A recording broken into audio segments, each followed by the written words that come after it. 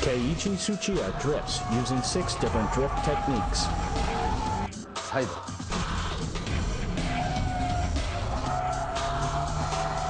シフトロック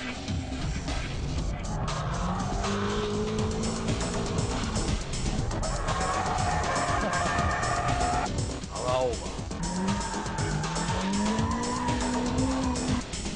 ーブレーキングフ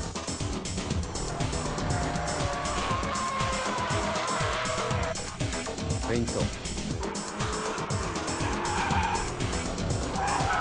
アクセルオフ In this issue of BMI's special edition, we will focus on the art of drifting performed by the Drift King himself, Keiichi Tsuchiya. We'll go through all 6 basic techniques essential to drifting and further analyze how Tsuchiya is using these techniques from various camera angles. Let us guide you to the world of the Drift King's Drift Bible. First of all, we'll take a look at how a drift machine should be tuned and modified. Looking at this S14 Silvia with limited modifications to only the suspension area, you can say that drifting is not about power. Going sideways, relying on only brute power, is not what Tsuchiya aims for. So how should a beginner set up his or her machine to drift like the king? Okay, so what's the least amount of tuning you need to drift? We had lots of stuff done to our car right here, but you don't need to go all crazy to start drifting. First of all, you have to start with the suspension. Then you should also change the brake pads and brake fluid, but that's about it. And if you're lucky enough to be able to spend some more, upgrading the CPU, exhaust system, seats, steering, and shift knob may be a good idea. And as you improve, maybe changing LSDs might be good in the future. Anyway, what I want you all to understand is that you don't need loads of money to enjoy the sport of drifting. Let's check out the 6 basic techniques that Tsuchiya actually applies to drift. See how Tsuchiya triggers the tail to slide with each move. To make it easier to analyze each drifting procedure at low speeds, we'll use the second hairpin at a Bisu circuit going counterclockwise. To begin with, I'll show you what I was doing back in the days, long before anyone recognized me. This should be the entry-level technique for all novice drifters. First of all, I cut the spring shorter on my car, and then you go out and turn your car sideways. There's no difficult weight transition involved here. We'll first use the e-brake to go sideways. Then we'll try what's called the shift lock, and then on to the power drift. That doesn't require much skill.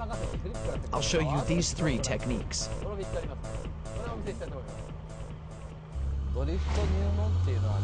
This one's for all beginners. Everyone goes through this stage. I started off doing this too.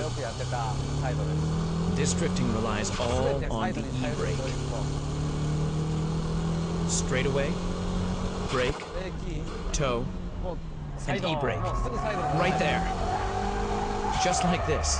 Well, it all starts from something like this. Don't worry about how you exit the corner. Just try to pull the e-brake at the corner entrance and concentrate on making the car go sideways. You brake and then turn the wheel, step on the clutch, and pull the e-brake. Release the e-brake, go into countersteer mode, then wait. Wait until you know that the car is facing the corner exit direction. Then you gently start stepping on the gas. How hard you should step on the gas pedal should depend on how much you're sliding and countersteering. All of this should get you to exit the corner in one piece. One must learn the timing and the rhythm of the Drift King's drifting procedure and actually feel the exact moment the tail slides in order to master the 6 basic drifting techniques. The length of the tail slide depends on the steering angle, plus how long and how strong the e-brake is being pulled. All maneuvers must be done smoothly and timely, and to do that, having the right driving position becomes crucial.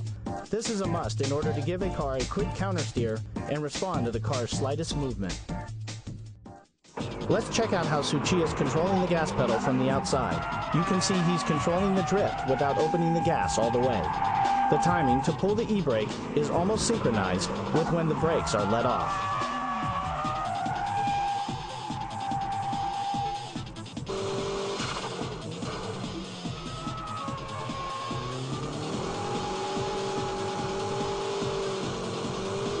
The second technique is the shift lock.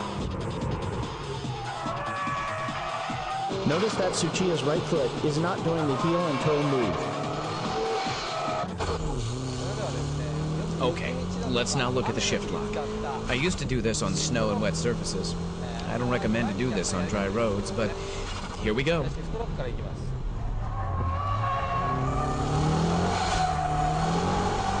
Just like that.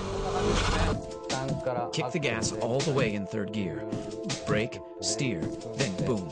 You let the clutch go without using heel and toe. The rear will suddenly lock. Then you slide, counter steer from here. Rest is the same as a side brake drift. The corner entry procedure is the same as the side brake drift. The important point here is when to release the clutch. Tsuchiya lets off the clutch just as he eases off the brake and steers in. His braking only lasts for 2 seconds. It's like brake, brake, gas. The tail slide occurs right as he steers into the corner. This is how the car starts drifting from the corner entrance.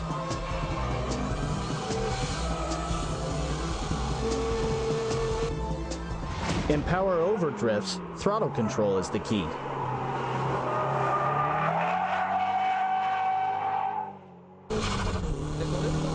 I used to do this when I couldn't drift yet.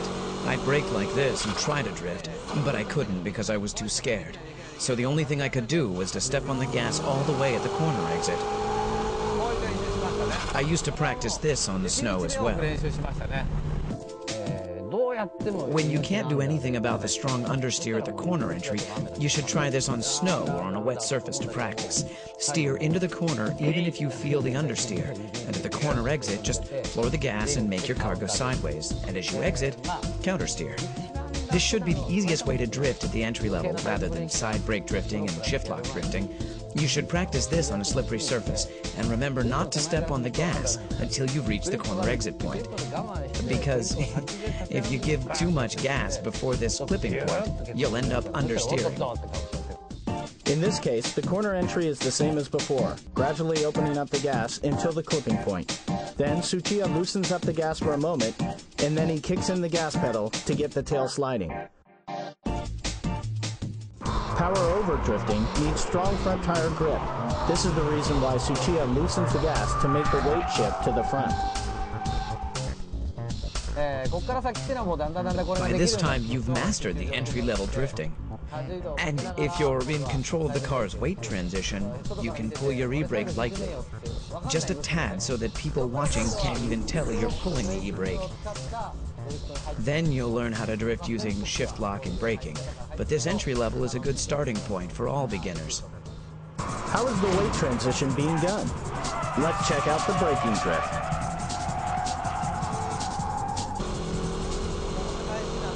The three important things here are when to steer in, when to shift down, and how long you keep braking.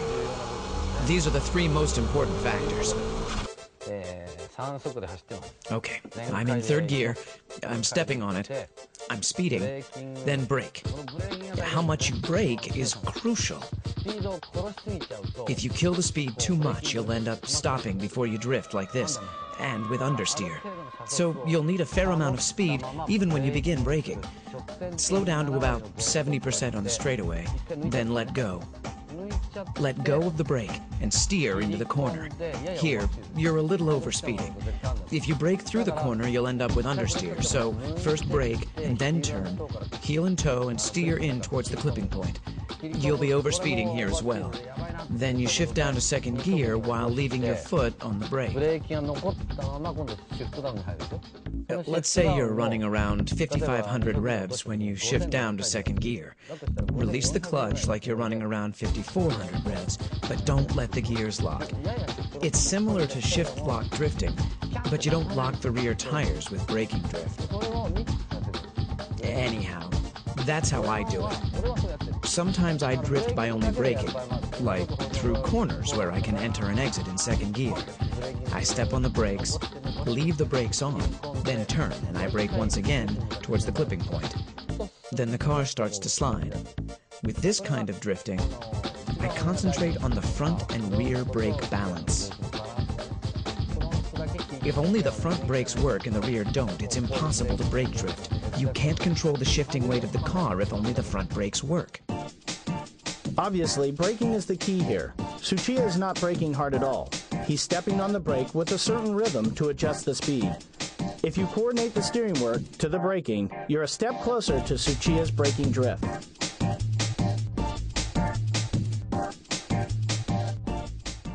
Remember, the rhythm of your right foot should be brake, brake, brake, brake, gas.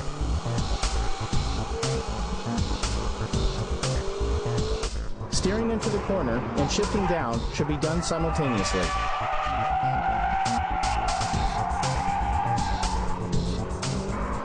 Next up is the fake drift, where you create large weight transition by force. When weight transition is difficult to make just by braking, you shift the weight with a feint movement.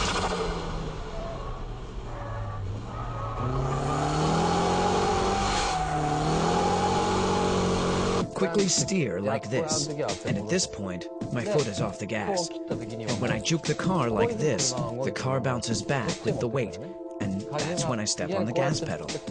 It's just like a pendulum, and you use that return force to make the weight transition. Here too, I've stepped on the gas, all the way for a second, before I let go, in order to get the car to slide. Once the car is in sliding mode, release the foot from the gas, and control. I used to do this a lot on snow. If you're going too slow, you have to step on the gas to make it happen. But if you're going fast enough, and you steer to the left and quickly steer back to the right, your tail will automatically start to slide. But you know, I wasn't that good back then, so my car would lose speed while I was doing all that. That's when I learned to give the car some gas to make the car slide, so that I can drift, even at such speeds.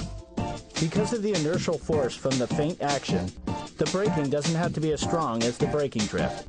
It's all physics and dynamics, but the rhythm of the right foot is always the same.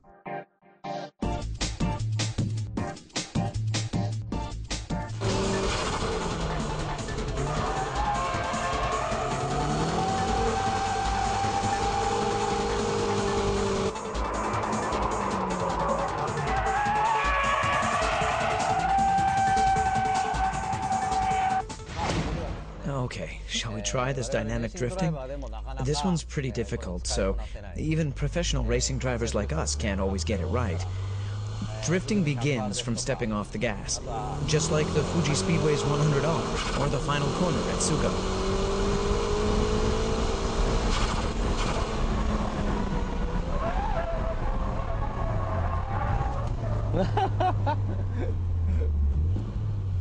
Unbelievable. That was awesome. It's so tempting to brake. Here in Ebisu, this 100R corner is a third gear corner. You step on the gas all the way in third gear. And the difficult part is where you release your foot from the gas pedal for a second. You're coming in with enough speed in third gear. Steer into the corner, and the moment you release the gas, you start to slide. On this particular track, you need to get ready for the final corner at this point and slow down. But for now, we'll ignore that to show you guys this dynamic drifting. So when you release the gas, your tail will slide. Then you just counter steer and control. I use this a lot at the Fuji Speedway's 100R corner.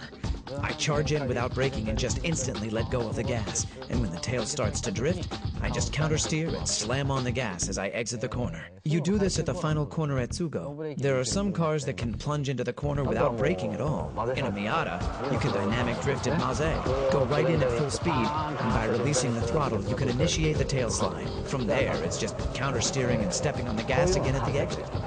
That's what I call dynamic drifting. This is an example of not how he stepped off the gas, but how Tsuchiya was able to avoid crashing. His lightning-quick steering work is simply unbelievable.